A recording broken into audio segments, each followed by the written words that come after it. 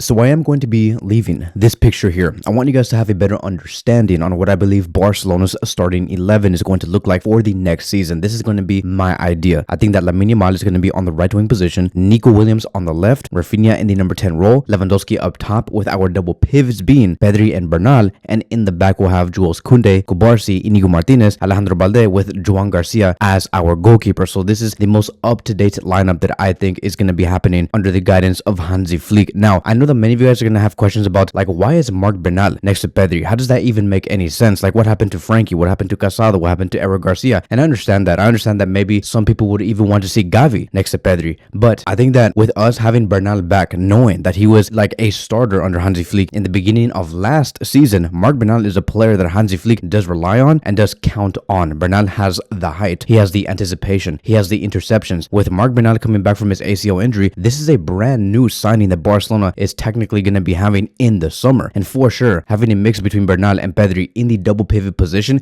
is going to make a lot of sense. You have Pedri with the control and Bernal with the anticipation, the one that is able to steal the balls away from the opposition. I also think that Barcelona do struggle from height. There's a lot of like short players here, like Jules Koundé, Cubarsí, Inigo Martinez, Balde. I would even tell you that Cubarsí is the tallest one here, and he's not even really that tall. But compared to Inigo Martinez, Balde, and Koundé, he's the tallest one there, but he's still pretty short. And with somebody like Marc Bernal, he is for sure going to be the tallest player on the pitch. He's currently standing at 6'4" or 6'3". Like throughout this time in the past 9 to 10 months, he has gotten taller. When he first made his debut last season in the summer, he was 6'1" or 6 feet. Now he's 6'4". So we need a player like him, very much in the area and the realm of Sergio Busquets. He's willing to use his long legs to his advantage, and I believe that that is only going to make Barcelona much more dangerous. I'm going to go into further depth on why I believe that Marc Bernal is going to be key to Barcelona's attack and in defense in a later video, but I also want to give you guys a better understanding on what has been going on with Nico Williams. And so if you guys have not seen or heard, we have already seen Nico Williams and the agent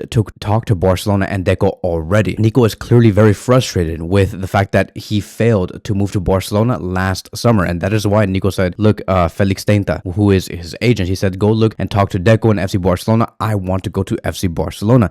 And so that is the reason why the agent of Nico Williams and Deco was out there in the club's offices for 90 minutes. They were there for a very long time, and the message is very clear. Nico is open and eager to join Barcelona now, to the point where he's even willing to like drop his wage demands, because Nico Williams has been asking for 20 million euros gross per season to Bayern Munich, to Arsenal, to Chelsea, to every club. But when it comes to Barcelona, Nico Williams says, okay, look, if Barcelona cannot afford my demands, I'm going to need you, agent, right? Felix Tenta, I'm going to need you to say, I'm willing to be offered the 6.9 million euros per season that was offered from last summer. If that's what's going to get me to play with Lamine Yamal, to play with Lewandowski, to play with Alejandro Balde, Cubarsí, and all my other teammates from the Spanish national team, then so be it. I want to join this club immediately. Even Hansi Flick wants this move to happen. Like, Hansi Flick wants to complete this team and this attack with Nico. And he stated that if money was not an obstacle, I would have you as my number one priority. And there was also this report that stated that Hansi Flick was talking to Nico for like 15 to 20 minutes explaining the sporting plan. Like, why does he believe that Nico would be a great addition to the attack and how he's going to be able to play with Lamine Yamal, Raphinha, Dani Olmo, Gavi, and Pedri. And recently, over the past 12 hours, we have gotten a massive report on what Flick wants to do with Raphinha. He stated that Raphinha offered to shift into a central attacking midfield second striker role if Nico were to join. And Raphinha's okay. Raphinha's like, that's fine. Like, I know how to play in the number 10 position. I have scored goals there before. We have done the math here too, right? We have talked about what Raphinha has done as a number 10 under Hansi Flick's FC Barcelona, and he has scored 6 goals and provided 2 assists as a number 10. And that is all within a span of 7 to 8 matches. So when he is in the number 10 position, he's very efficient and he can find you those goal scoring opportunities. You combine that with a player like Nico, with Yamal, with Lewandowski up top, Raphinha is going to become very dangerous. And all of this has already been talked about by Hansi Flick. He told Raphinha, he's like, look, if Nico comes, this is going to be your role. And I think that that's brilliant. And that's the reason why you see this lineup here. That is the reason why I have Bernal, I have Pedri behind Raphinha, who can take the ball away and give it to Raphinha. I have Raphinha between Yamal and Nico because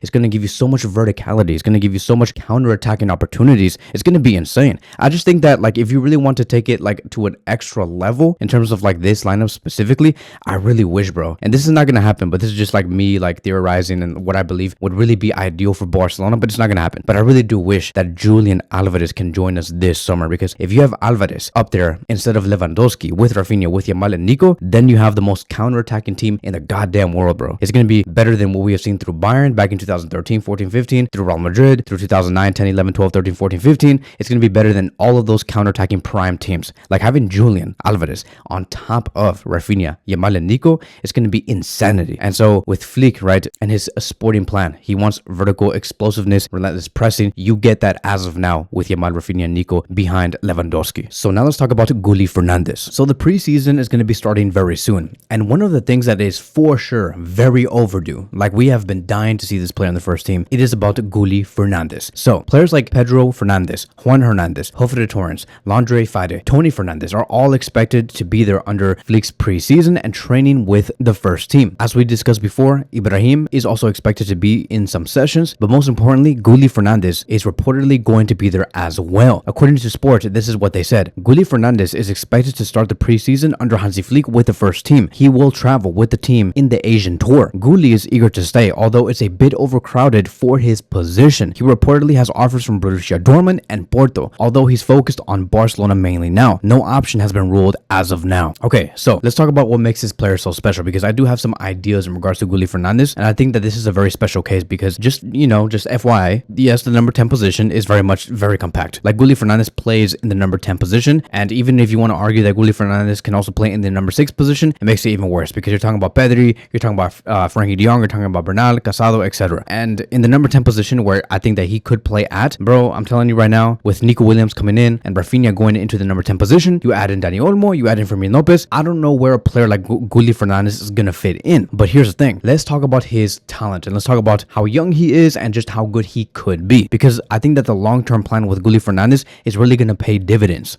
So, he is a Catalan prodigy for sure. Born in 2008, already 1.8 meters tall. He's right-footed, he operates in the central midfield for Barcelona, and to be more specific, for Barça Athletic, and has a contract until June 2027. He jumped from Espanyol's academy to La Masia in 2018 and has broken every age group speed record since, including becoming Barcelona's second youngest UEFA Youth League player and the youngest reserve team debutant at 15 years old, 9 months and 12 days. His rise through the ranks has been phenomenal. The coaches first fast-tracked him in March 2022 after dominant displays in Infantil A, then promoted him again in August 2023 to the under-18 squad, even though he was only 15 years old. By September of that year, he was facing Antwerp in Europe, and 6 months later, he stepped onto the pitch with Barça Athletic, confirming what La Masia staff has whispered for a very long time. He is going to be at a Lamine Yamal level timeline, because even in terms of the international team, he flexes, bro. Like in the Spain youth selectors, they rely on him to tilt games from the midfield. In just 9 under-17 caps, he has rattled already 6 goals, including 4-goal blitz against Germany. And he showcased a Lampard-style habit of timing late box entries for cutbacks. And the reason why so many scouts have raved about him and his game is because he has elite close control, radar-like vision, and the ability to look unfazed under pressure. A lot of scouts have claimed that he is like a glove fit for any possession-heavy team, and praises his smell for goal that's rare in any Barcelona interior. In terms of what needs to be polished, like every La Masia player, which is very much normal, his out-of-possession consistency can drift a little, which is once again a natural issue for any creative 16-year-old. But his engine and willingness to press suggests that with physical maturation, his defensive side will catch up. Conditioning coaches have already added gym blocks to build his strength ahead of senior duels as well, because they really want to prepare him for the first team. Now, in terms of why Hansi Flick wants to bring him along, is because once again, Hansi Flick has this habit of really incorporating teenagers into the first team and just having that eye for saying like, okay, this player here, he has talent, like he did with Musiala, Davis, Tel, etc. Hansi Flick has personally cleared Fernández for this summer's first team Asian tour to really test his readiness. And like I've said, like depth in terms of like his position, it's a lot. Like even Pedri can play in the number 10 position, Gavi can also play in the number 10 position, but Barcelona still want to find a way for him to see what he could do in the preseason. I mean, who knows? We'll see. I mean, like if you have a player like Fermin Lopez who came from the 3rd division and had an amazing 2023-2024 season, anybody else can do it. Across the 2024-2025 season for Guille Fernández, he logged 27 games and 4 goals with Barça Athletic, plus 6 goals in 12 Spanish under-17 outings, which translates to roughly 0.30 goals per 90 minutes from central areas. These type of numbers are very much similar to, I would just say, Pedri and Gavi when it comes to output, but with better finishing value. And that is going to be the bottom line. Guille Fernández combines La Masia's potential IQ with a goal scorer instinct, making him an ideal interior for the next generation of FC Barcelona. I understand that as of now, we do have a lot of depth, and I don't even even think that it would hurt for Guille Fernández to go to a team like Dortmund or Porto. I think that if he were to go there on a loan deal with, of course, bringing him back in about 2 years, 3 years, having him mature, there's definitely going to be a spot for him in the near future, and he's for sure going to get better. I think that in the end, a team like Dortmund would really suit him. Time is on his side, because if you're just 16, turning 17 years old, of course, time is on your side. If we bring you back at 20 years old, there is no rush there, and there will for sure be a position for him. I think that if he nails his defensive timing and adds more muscle and more physicality, Flick may very well find another academy jewel ready to run the lights in La Masia.